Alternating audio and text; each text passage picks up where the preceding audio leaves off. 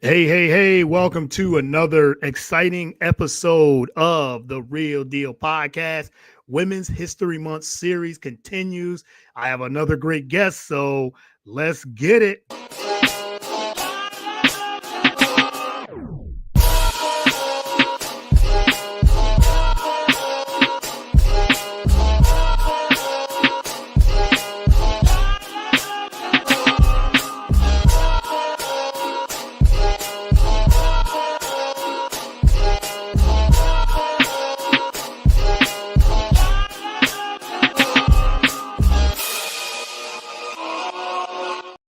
All right. Once again, welcome to another great episode of the Real Deal Podcast, Women's History Month series. I'm your host, as always, Courtney Harding. Glad to be back. Happy Tuesday, March 18th. March Madness is right around the corner, so looking forward to that. So everyone, make sure you get your brackets in, please. Get your brackets in at noon Eastern time on Thursday the 20th. Again, noon Eastern time on the 20th, Thursday. Get those brackets in. Try to win some money. Gamble responsibly, as we say. So, but I'm your host, always, Courtney Hart. As I said, you can follow the show on all podcast platforms, whether it's Spotify, Apple. We're on bs3tvlive.com, BS3 TV Network, on Roku channel as well. And you can follow the show on all the social media platforms too. That's YouTube, Instagram, Twitter, X, Facebook, and TikTok, and I'm on Blue Sky too, so trying to get into that. And I do like Blue Sky, so trying to get myself into that, away from Twitter a little bit. But but I have a great guest on the show, and so I'm going to bring her in. Erica Renee Davis, NASCAR betting analyst, also Fox Sports, motorsports, and she's a little everything, host, journalist, all those things. So Erica, welcome to the show. Really appreciate it. Thank you so much for having me. I have to say, though, I like the reminder about making sure you get your brackets in Thursday morning at whatever time, because let me tell you, I am always that guy who is waiting until the very last minute to get my bracket done. And then I'm the person who likes to do every bracket, CBS, Me too. ESPN, right? Yes. So here I am scrambling at the 11th hour trying to do a million brackets. So be smart like Courtney. Take his advice. Get them in on time and early if you can. Get them early if you can. I'm the same way. I say that because I know I wait till I wait till Thursday morning, and then I'll spend an hour just trying to get all my brackets into different ones too. But I make sure that it's before 12 o'clock, so I don't have to worry about it anymore. So yes, I get them Thursday about 9-ish. I've been doing that over the last few years just to make sure I get those in before noon, and then I just let it go. And I write down all the ones that I do, like say ESPN, CBS, some other ones too, Bleacher Report, and all the other ones too. So yeah, I'm with you on that. But welcome to the show, though. Like I said, I really appreciate it. I reached out to you, and you said yes. Let's set it up. So again, thank you for coming on. Really appreciate it. Let's do it. I've always been knee deep into the sports world. People often ask me, "How did you get into sports? How did you get into sports?" And I tell folks, I mean, my daddy, I was a tomboy. I still consider myself to be a tomboy. But you couldn't tell my daddy that I was not his little boy. So I was at every sporting event, baseball, basketball, football, anything that our small town was having. Like, I was tagging along with my daddy. And I think that became the entry point to my love for sports. And went to the University of Georgia. Go Dogs! Sick of my. I'm sure you're seeing all the red and black. Yeah, I see the red and black. Yeah, representing. Yes, Bulldog. But went to University of Georgia, and how can you not love sports when you go to Georgia? That's true. So continued on there, and there's a lot that happened between UGA and my move to LA and where I am now, but officially, or I guess just to be frank, I've just always been a sports girly and have loved covering it, love the game, love the strategy, love the storylines, and now work in sports betting and have for several years now. And I also love that part of the industry as well. So, yeah. All right. Well, I love that. And I always enjoy everyone's journey because it's all different. You said you started, your dad, and that's where you got the love from, and you could continue to pursue that. Let's talk about, like you said, when from University of Georgia to where you are today, that process of getting into, sports betting, and we'll get into all the nuances of sports betting. What do you enjoy more? Do you enjoy the reporting? Do you enjoy the storytelling? Oh, okay. So I think my two favorite things about covering sports would be the storytelling. Yep. So the human interest elements of it, the how, why someone got to where they are, the Right. obstacles, the triumphs. Because I think even for people who are not diehard sports fans, what draws the casuals in is the storylines. I might not Yeah. know a fourth down from a first down or a 3-pointer from a free throw, but if I know what that person had to do to get to the highest level, then I'm locked in. I'm interested. So Yeah. storylines A. And then B, I do love the sports betting side of sports. And one of the reasons I love sports betting angles is because sports betting tells a story in itself. Yeah. For you to understand how the game could go, how the game might unfold, for you to understand some historical precedents that you might not be able to get otherwise. The odds, we like to say in sports betting, Mhm. oftentimes tell the story.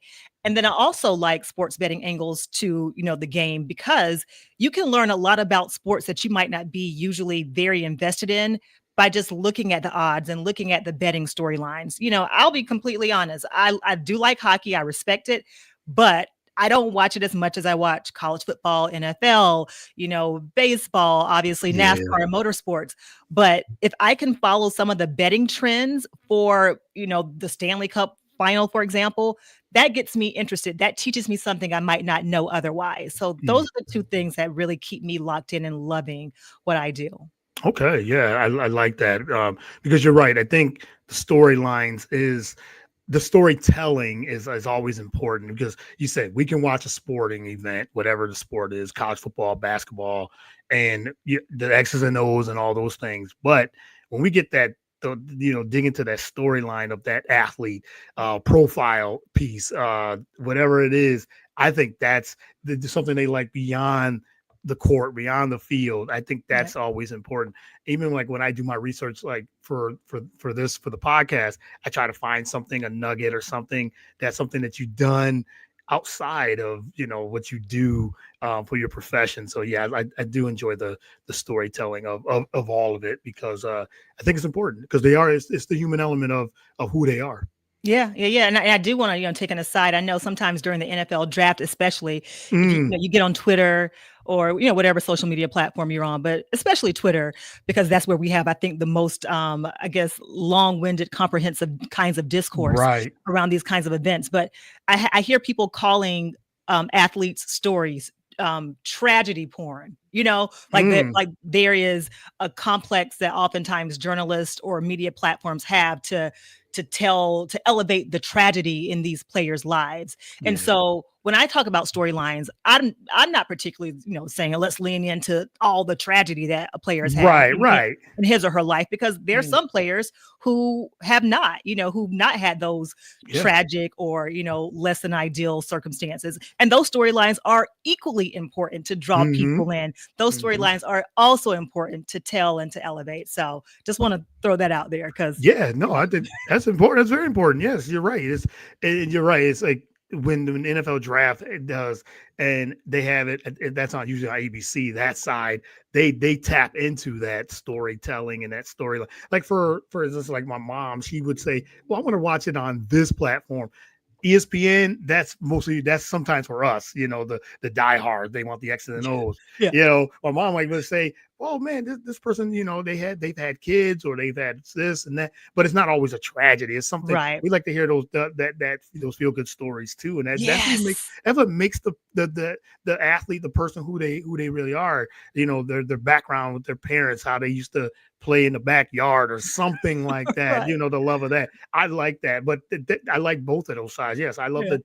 Like me and you, we love to dig into the numbers and things like that, and the scouting reports and stuff. But also the other side is the humanization side of it too. Yeah. For sure, for sure. All right, well, let's get into what you do today: Yeah. sports betting and motorsports. Where did the love of motorsports come from? Okay, so I'm from a really small town called Waycross, Georgia. Have you heard of Mm. Waycross before? No, wait. I may have. If I can remember, I may. Where's it? Where is it near? That's the So like my closest to. hometown is 30 minutes from the Florida border. Oh, okay, okay. So I don't know if I heard of Waycross, but go ahead. I But was so trying to yeah, think. Yeah, so a yeah. really small town called called Waycross in South Georgia, and I absolutely adore, love, appreciate how I grew up. But very small town. I always tell people Waycross has two Walmarts, one high school. So just Okay. imagine everybody kind of Yeah, knows everybody everyone, knows everybody. Yes, yes. right? We got a lot of gas stations and a lot of churches too. Yeah, Uh, right, right. Gas stations but and churches. Yes. so growing up like that, Yeah. that's NASCAR country. I grew up, Mhm. listening and loving and watching Earnhardt and Petty. And so Yeah. that was just a part of the fabric of small town South Georgia, especially like in the 90s. And I started covering motorsports as a journalist about 3.5 years ago for a Okay. sports book called Fox Bet. And Fox Bet no longer exists, Mm. but Fox Bet is a part or was a part of the Flutter Inc. Entertainment family or Flutter Entertainment family, which owns FanDuel. And I used to be the social presence when we were, doing our contest, or someone won one of our contests, and I would interview them. But a part of my job was to talk about our NASCAR contest Yeah. and also to write about them and to interview some of the NASCAR personalities that you see today. So the Clint Boyers of the world, the Mike Joys, like the Caitlin Vincies, I would interview them Mm. for our pieces. But fast forward to 2024, I started covering NASCAR for NASCAR Digital Media as the on-air betting analyst. And so I would say just having grown up in as a part of a community that really, race car driving was an integral part of my hometown's Yeah, yeah. personality. Right. And so it kind of just came second nature. Now obviously, like as a journalist, there's still some things I had to learn about the sport that I didn't just know firsthand from growing up in it, Right. but those things kind of came naturally because it was just in my bones, just in my bones. Just in the bones. I mean, you like you said, your love for that, your love for motorsports, and now sports betting. It just connected. It seems like it just went hand in hand. It did, and I Yeah. tell people all the time that motorsports I know can, I don't know, I don't say seem intimidating.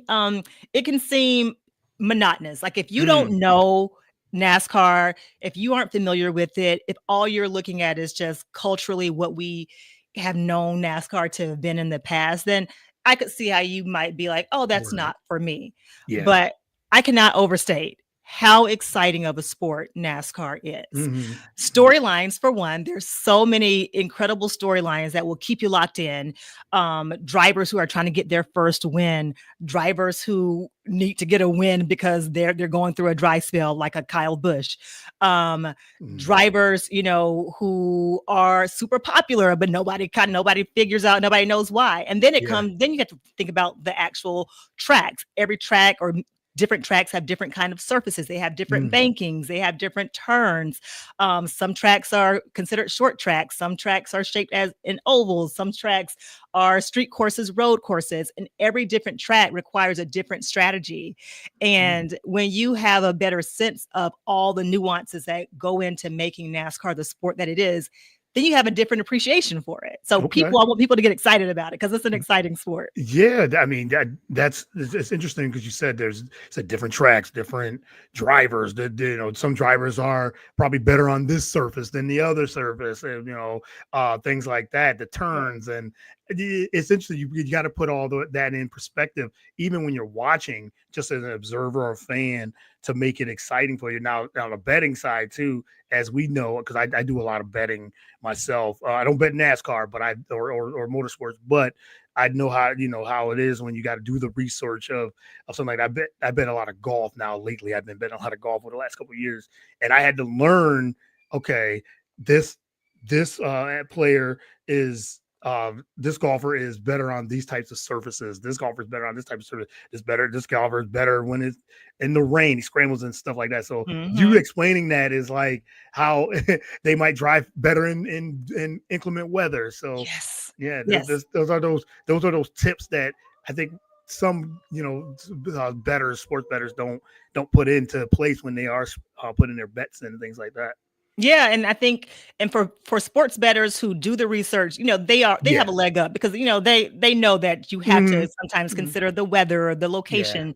But then casual fans who might just want to place a $5 bet are going to look towards somebody like me who's going to do that research for you. For them. Yeah. Yeah. Because a lot of people who watch my content are not the diehard sports bettors, which is Mm. totally fine because I like to represent myself and brand myself as the sports analyst, sports personality, content creator who you can turn to, who's not going to intimidate you when it comes to explaining Right. what you need to know. So let me do the research for you. Let me tell you, where to spend your $2, your $5, your $10 for the weekend without you having to like bear that heavy burden. I want you to take the knowledge I've given you and then enjoy, like apply it, watch the race, watch the event, watch whatever Yeah. it is that, I'm telling you to bet on, and enjoy it and feel like you walked away having learned something. That's what I like for people who watch me to do. I like that. Yes, you're learning something, but have fun with it too, because Yeah. if you're in it try to win a lot of money, I've had a lot of I've talked to a lot of sports bettors, analysts, and things like that, and it's like yeah, you want to hit big, you might and you might not, but come to find out, you're going to lose more than you're going to win. That's just it. That is, and that's something that's very, very important. Hmm. Some people, we call them sharps, professional sports bettors, Yes. who do this. They do this for a living, so they're betting not just one or two, spots every weekend. They're betting so many, like different spots, different markets, different sports Right. every single day. This is what they do. So if you're trying to live up to that or emulate that, like you can't. Like as a No. casual fan, as a casual bettor, you can't. And so that's why I always really try to tell people, do not bet a lot of money. Like Yes. just don't do it. You Yep. cannot keep up with the Joneses when it comes to trying to do what the sharps do, A, and then trying to beat the sports book, B. Hmm. You got to be doing it to have fun, maybe have bragging rights, learn a little bit more that you might not have known before, keep you invested in a particular sporting event that you might not have been invested in, give you something like educated to talk about when you're at a party or at a bar or whatever. But yeah, like keep it light. Keep Keep it it light. light. Yeah, keep it light. Bet responsibly. Yes, bet very Yeah. responsibly. Don't bet above your means, because Yes. I know it's hard. You start getting on a win streak, you might hit a hot streak, and then it's like, oh, I can keep going. No, just bet in within your means. That's the Yes. one thing you Yeah. should do. Talk about the popularity of sports betting, like how much it has grown just over the past, we'll say, 5 years or so. Yeah. Yeah, for sure. Sports betting has grown. I would say the last 5 years we've seen a boom, and a lot of that boom Yeah, is because we are seeing more and more states legalize sports yeah, betting. it's true. I think we're about up to 40 now, and obviously the more states, the more visibility. The more visibility means the more commercials, the more promotions. Yeah. And there's a company that I used to actually write for called Gaming Today that follows the business of sports betting and can tell you, like we Mhm. would tell you, and they still do, the writers there will tell you how much every state is reporting in handle and in et cetera every single month. And it's interesting to see the Yeah. billions sometimes that people, sports bettors and fans are spending in states. I mean, I think it's an interesting space to be in. I think it can Yeah. be a slippery slope, but Mm, I mhm. like that people like me and, other creators are trying to talk about being educated, being informed. But yeah, it's a booming business now Yeah, because yeah. let me tell you, I would say maybe 2012, I was working for Kevin Pollak. He had a show called This Week in Football, and I was one of the hosts. I was the host and helped produce it as well. And Courtney would have a bookie call in, and I Okay. never, yeah, we had a bookie call in. I never Yeah. met him, don't know his name. It was very, I won't say shady. It was very, it was maybe not so legal. Yeah, yeah. Interesting, right? It was very interesting. Interesting. But that was 2012, and that was my first job as a sports betting host. Mm, And again, we were kind of pushing the envelope then, 13 yeah. years ago. Fast forward 2025, it's everywhere. So Yeah. just in the span of 10, 11, 12 years, it has changed so much.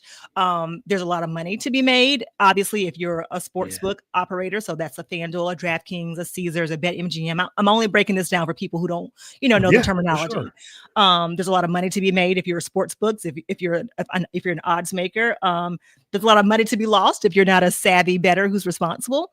There's a Mhm. lot of money to be won if you are a savvy bettor who is responsible. But yeah, it's a booming business and it's a very interesting space to be a part of. It is a very interesting space, and just over, like you said, over 5 years, even 10 years. You said you talk about from 2012 even till today. It has grown, and there's so much content. There's so much ways to bet. There's different, like I said, FanDuels, the DraftKings, BetMGM. There's a lot of different ways to bet, and then the social media aspect of it too. Like I said, content creators and analysts, and Mhm. you have, there's just so much access now. You go Access. you go you go to you go to a casino sports book here, there's in everywhere. We have a couple of sports books here in Philly. There's yeah, a few. There's FanDuel and definitely, but there's a few here, and we have the ESPN bets. There's just so many Yeah. different things and different ways that people can bet. And now you have they said online betting.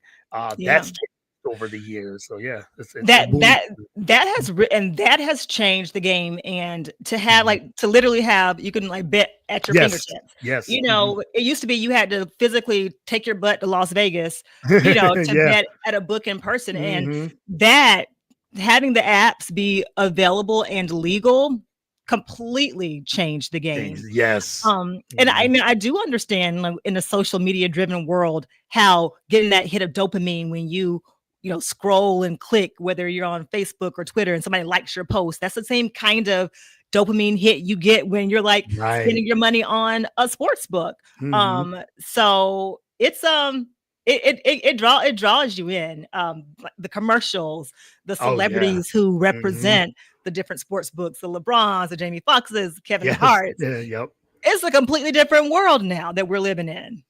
Yeah, it's like fantasy sports. If you're into that, that was I've been fantasy football and basketball. I've been playing, well, a lot of it in baseball all day. I've been playing fantasy sports for years, still do to this day, and even that's changed over the years because of, like you said, it's there's more shows, there's more content. There's just so much access to that. And then that was my next question, like some of your favorite and least favorite things about sports betting. I'm sure the favorite is like some of the access now, but what Yeah. are some of your other favorites and least favorite things about sports betting? So one of my favorite things, as you said, is the access. Because again, you don't have to be in Vegas. You don't have to Hmm. make a pilgrimage to the Yeah. the great state of Nevada to place a sports bet on March Yeah. Madness. I can do it from the comfort of my own home on my own sofa. I Yes. love that. Mhm. I love the ability to learn more about different Okay. sports. And Yeah. I kind of, talked about that earlier. But honestly, if I'm not full transparency, I don't get as invested in MLB until after the All-Star break, so July, August. I mean, obviously I know what's going on, Yeah. but there's Yeah. so many games. Every team's playing 160 plus games. So many different players to keep up with. It's really, Mhm. really hard. I can kind of watch the Dodgers and lock in on them and the Braves. I'm from Georgia, Yeah. and the Yeah. Angels, the other LA team. But outside of that, outside of like the Aaron Judges and the Yankees and the Mets and like other big names, it's hard to keep up. So if Yeah. I am placing some bets and trying to figure out the betting trends so that I can place an informed bet, that helps me. So I do like how you can become more educated once you start following the betting trends on a sport Yeah. that you might not be as locked into. I like the social aspect of it, like fantasy sports. I used to be on a fantasy football team. I keep trying to bug my commissioner to start our team again. But Yeah. like fantasy sports, like you can bet your friends. You can Yeah. have your bragging rights when you'll say, I'm gonna, bet on, hypothetically, I'm gonna bet on Houston to cover the spread. It's a double Right. digit spread on Friday or Thursday, and my friend might be like, oh, I don't think the Cougars are gonna cover. It gives you an opportunity to have betting rights. So friendly banter. I love Yeah. all those things about it. What do I not like about it? Um, I want there to be more people like me being Mhm. vocal about being informed. Yeah. And I want there to be easier access to the information. And some sports books do this, definitely. And I definitely applaud the ones who give you the 1-800-GAMBLER number. I definitely applaud the ones, who break down the how to bets, which I really, really appreciate that. Yeah. But if you look at every weekend, I do a 4 fun picks or 4 fun bets for the weekend. If you don't know what a cover is, or you don't know, I don't know, what the money line is. Yeah. If you don't Over know, under and things the like over that. Yeah. under, Yeah. like you might, like what I'm saying, you might like my cadence and my personality, but if you don't know what those things mean inherently, then is it really helpful to you? So I want there to be more people presenting content that helps casual bettors learn more about what they're doing. And, of course, I want there to be, more women in the space who are doing that, because, Yeah. women spend money. Like, we spend the money in the household. So if Right. you sell something to a woman and she likes it, she's going to spend the money, and she's going to tell her friends, and they're going to spend the money. Yeah. Yeah. So that's something else I would like to see more of. I like that. No, I'd like that. The education of it is important, especially for someone that wants to get into it. And you said you want to have someone like yourself. You say, hey, I can educate the casual fan or someone that wants to, do some sports betting or getting to this business, and to teach them, okay, this is what a money line is. He said, this is what over under is. This is what cover is. And I think that would be, they should have like classes or some type of seminar or something that can help. That can help others that won't. And you'd be like, okay, I'm not going to spend this much money. Maybe I'll hold off and say, oh, I'll just wait till you say college football, the championship comes or something like that. And to learn, I think it's always good to learn. Yeah. And especially in this space. Yeah, absolutely. Sure. Absolutely. For sure. All right, just got a couple more. I'm loving this conversation. It's like I said, you're educating them and getting to know you a little bit too. So you were part of the FSGA Winter Conference panel. Yeah. Talk about that, the honor, and talk about that, and just being on that type of panel. Yeah, honestly, I cannot overstate exactly how honored, as you said, I was to have been considered and selected to sit on the panel. There were just the heavy hitters of the betting world, the fantasy sports world. Matthew Berry's of the world were there. Ryan Spoon from Yahoo Sports was there. Yeah. I could go on and on and on. The panel that I spoke on was shocking, the responsible gaming, and gambling panel with Pam Maldonado from ESPN and Raheem Palmer, who's Spotify FanDuel personality. And our panel was honestly, we were lit. Like we shout out to Pam Maldonado. I've had her on the show a couple times, so shout out to her for sure. We were lit. Our personalities and the way that we each see things so differently. Raheem Palmer is a professional sports bettor. Yeah, he'll tell you himself he's made lots of money. I think he has said he's made 7 figures, betting, and has also lost 7 figures betting. Right. And Pam was a professional poker player. Yes. Yep. And then me, like, I'm the poster child for responsible gaming, responsible gambling. Our personalities, it was just the best conversation. It was very lively. It was authentic. It was informative. But yes, being a part of that conference and being able to speak to what I do on a daily basis with the passion that I have, I could not have asked for a better way to kick off the busy sports season. It was incredible. I saw that. I was like, oh my goodness. Yeah, that was a good panel. To see that who you're a part of, and just discussing the, you say responsibly. We have to keep saying that. You have to. And but that was a great, it seemed like a great panel to be a part of in that conference in itself. Right. And Vegas is always a good time. Yes, it is. Like, you tell me, let's go to Vegas, I'm ready to go. You're ready to go. And for folks out there who've never been to Vegas, book you a trip now. Yes. I mean, you can have a lot of fun in 2 days. You can have too much fun in 4 or 5 days. Oh yes, yes, you can. I've been to Vegas quite a few times. I went one year. I went. Me and my wife and her parents went, and we went for 7 days. Now this is the first. I think it's the Ooh. first time going. That's too long. Yes. Now I know. We know. And her parents were like, we can leave. We were like, oh no, we got it. This is our first time. I want to stay here. But by the fourth day, we were like, we probably should have just left or whatever. So now when we go to Vegas, it's no longer than 3 days or maybe 4 at the most. Maybe. Yeah, maybe 4. But more than 4 days, nah, you're ready to go.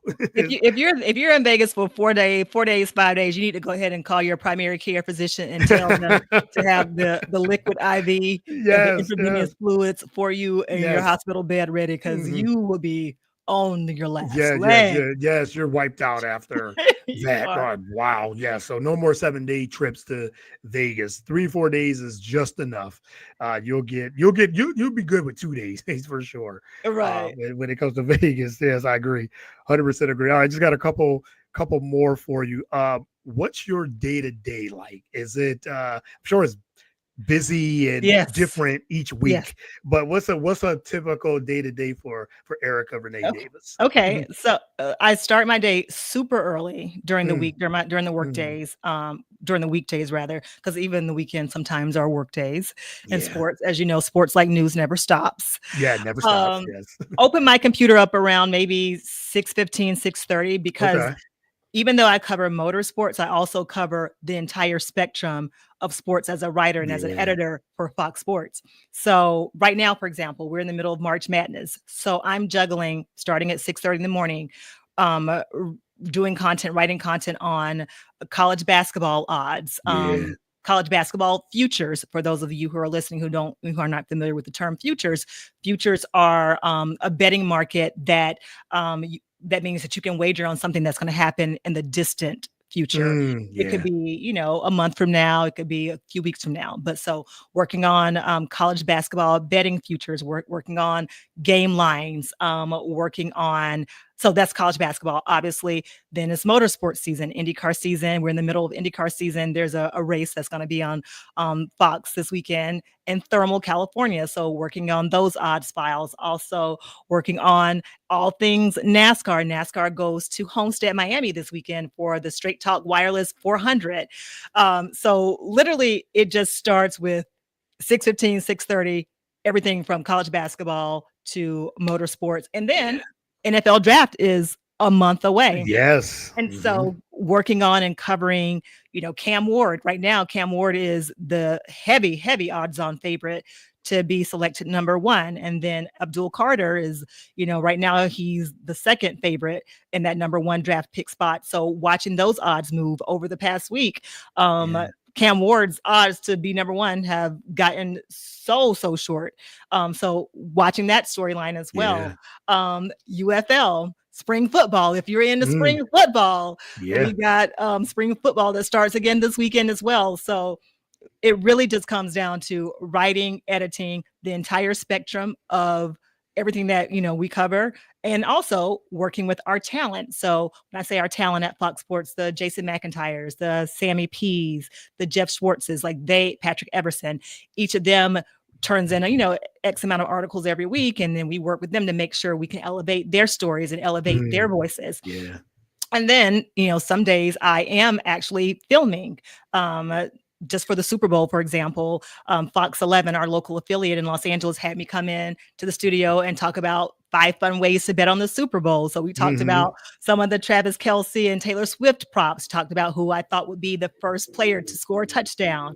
So on filming days, I have to somehow manage my my work, and then, take off my, my sweatpants and take a shower, do hair and makeup, and then drive to the studio if I have to film in studio. Some days when I'm not filming in studio, I film at my house. You might recognize this backdrop from my 5 or my 4 fun bets that I typically do on the weekends, where I do cover college basketball bets, NBA bets. So that comes with its own separate side of research that I might not have already done during the week. No, I'm saying a lot, but it's a lot. It's good. I love it. Yeah. Listeners love this stuff. They love the behind the scenes. So yeah. Yeah, so much good stuff. I mean, like you said, you just editing, writing, filming, recording, Yep. traveling sometimes. Yeah, okay. Traveling sometime. This week hasn't this year yet has not been as busy of a travel year Okay. as last year was, but the night is young. It's only what, Yeah, March 17th, March 18th. March, yes. Yeah. But and honestly, the traveling can be a lot, but I don't mind it. I actually do look forward to it. It just gives me like a it's work when I'm traveling, whether I'm going to a track for NASCAR or, traveling for a conference or traveling to New York for meetings. It's work, Yeah. but it's fun work. And I know people say if you're doing something that you love, you're not working, but it's the truth. Like if you're doing something that you really, really, really love, it's not really work. So no, I love that. I love the behind the scenes, but pull back the curtain. And you're right. If it's something you love to do, and I know that's old saying, something you love to do is not work, but you're working, but you love to do it. It's but I love something to do it. You'll enjoy it. Yeah. And I can say, and this is going to sound, like such a first world problem, but the thing that I would say that I like the least about my busyness or my busy days or my busy life is doing my hair and makeup. Like, I mean, listen, I'm a hair and makeup girl. I do love it, but just the idea of knowing that I got to put makeup on and do my hair, and then I got to take it all off and then do it again the next day. I'm just like, okay, am I mentally ready to do this all again the next day? That's the only thing. And I know it sounds crazy because again, I love my hair, I love my makeup, I love getting dressed. Like, yeah, dress. Yeah, I for love sure. how I feel when I'm dressed, but I also despise the whole act of having to break it all down. Yeah, like, I don't want to do with that, but I know I gotta do it. So and everything. So like you said, I guess that's a small part of just you said once you feel good, you look good, you feel good, and you put great content out. So I guess that's it. So for sure. All right, last question. And so this is Women's History Month, and I wanted to highlight you on with the incredible women I've already had on the show and more upcoming. So I loved having you part of this series that I've been doing over the years. What does Women's History Month mean to you on a professional and personal level? Oh, a lot. Women's History Month to me it's a time to reflect on the trailblazers who've come before me. Yeah. It's a time to pay respect to the women that I admire. One in particular comes to mind when I think of Women's History Month. When I think of a trailblazer, I think about Jemele Hill. And I've been a fan of her since I was a teenager, Yep, me too. and right. Yes. And I've got an opportunity recently to work with her as a panelist, a contributor on her show Above the Fold, and just seeing her in person and working with her on her show was such a pivotal moment for me because I have admired her as a woman, as a woman, and me as a woman. I've admired her so much for what she's done for women in sports. So Women's History Month is a time to pay that respect, to reflect, to honor those ones who have literally helped pave the way. So that's what it means for me professionally. And then personally, I'm taking this time, as I do usually, but really trying to focus this month on making sure I'm getting my stuff in order. I think it's so easy to be busy, to be running from point A to point B, but I'm making sure that I'm taking the time and making the mental space to go through my to-do list and check in with Erica and to see what does Erica need, and not just when it comes to sports, but what does Erica need when it comes to personal growth? Does that mean a day at the spa? Does it mean some girlfriend time, with my homegirls? Does it mean vegging out on the sofa and doing nothing? Does it mean taking an extra day to do my bracket that I normally wouldn't have taken? Yes. It means like Women's History Month to me on a personal level means taking a second to do what this woman needs to do to reset, to continue to have a successful, productive year. I love that. I mean, I always ask. I'm asking all the women I'm having on the show that question. That's the last question I always ask, and I love hearing the answers. And as you said, you guys are pushing pushing doors down, opening doors for others, pushing doors down, breaking doors down, I should say, because you said women's sports and women in all aspects of business and sports and media, content creation, whatever it is. You just continue to keep elevating and pushing, like I said, pushing down those doors and those barriers that has been held back, that held you guys back for so long. But now it's, you guys are here, been here, doing your thing, from CEOs to say content creators and owning your own businesses and things like that. So I just want to be a small part of just sharing your stories and things like that. So I really enjoyed having you on the show, Erica. Thank you again for doing this. Really appreciate it. And before last question I want to ask you is like, who are you looking into for March Madness for on both sides, for the men's and the women's? Like who are some of the teams that you are looking for? I don't know if you did your bracket yet. I haven't done mine yet either, but yes, but all the things you've seen, who do you like for this the tournaments? Okay, so on the men's side, here's a team that I'm watching. I'm not saying I'm betting on them, but a team that I'm watching are my Bulldogs. You know, my dogs are not known. We're not known to be a basketball school. We had a you can look this up. We went off track back in the early 2000s when we had a huge basketball scandal. Again, you can look it up. I don't want to talk about it here. No, don't want to talk about it, right? that derailed our program for decades, literally 2 decades. And so now we are, with our new coach, Mike White, and new culture, and having had players like Anthony Edwards come through our program in recent years, we are starting to rebuild. So we got, I think we're the 9th seed, and we played Thursday, Gonzaga. So a team to watch are my Bulldogs. That's just a wishful thinking, but a team, real team to watch, I would say Florida. Auburn. On the men's side, obviously, Florida, Auburn. I don't know what Duke's going to do without Flag. I mean, but you still got to watch them. But yeah, Florida, Auburn. Look at all these SEC teams I'm talking about. I mean, they just had a record. I'm an SEC homer. What can I say? Right. They just had all the record. They had a record. What was it? 15, I think. 15 We got teams? A ton of teams in it. 14, something crazy. 14, 15. Yeah. And so on the women's side, I mean, I got to ride my girl Dawn Staley. Come on. Yeah, SEC again. Yes. SEC. Sure. But I love me some UConn. Love me some UConn. So if it's not the Gamecocks with Dawn and crew or UConn, I don't want it. Yeah. Right. No, love it. Just had to ask you that before, because it is March Madness too. So gotta put that question in there too. So all right. Well, Erica, for sure. Thank you again. Really appreciate the time, and thank you for Women's History Month for being featured on this as well. But let everyone know where they can follow you, follow your content, social media, and everything. Follow me on Instagram, mostly at Erica Renee D. I'm also on Twitter or X at Erica Renee D. Although I have to be honest, I have not been very active on Twitter as of late. But Instagram at Erica Renee D. I typically do toward the weekend on Fridays or Saturdays. I do what I like to call 4 fun picks for the weekend. Sometimes it's not 4, sometimes it might be 2, but typically it's 4 fun picks for the weekend. And it's everything from, like I said, NBA, college basketball, when football season rolls around, when the NFL draft season rolls around, I'll throw some NFL draft stuff in there. I might even do some UFL spring football stuff in there as well. So follow me on Instagram to get those picks. And then also, I'm a pretty good time in my Instagram story. So make sure you follow me at Erica Renee D to catch that. Follow Erica on all the Instagram mostly, but on those social media platforms, and follow her pics, things like that, and the content, like, subscribe, all those things too. So again, thank you, Erica, for the time. Really appreciate it, and best of luck with your brackets and everything you got going on for the rest of the year too as well. Thank you so much for having me on. I love what you're doing. Keep it up. We're cheering for you, and thank you for the good work.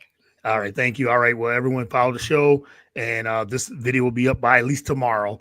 Continue to follow the show and support. Really, really appreciate it. Until next time, everyone be safe.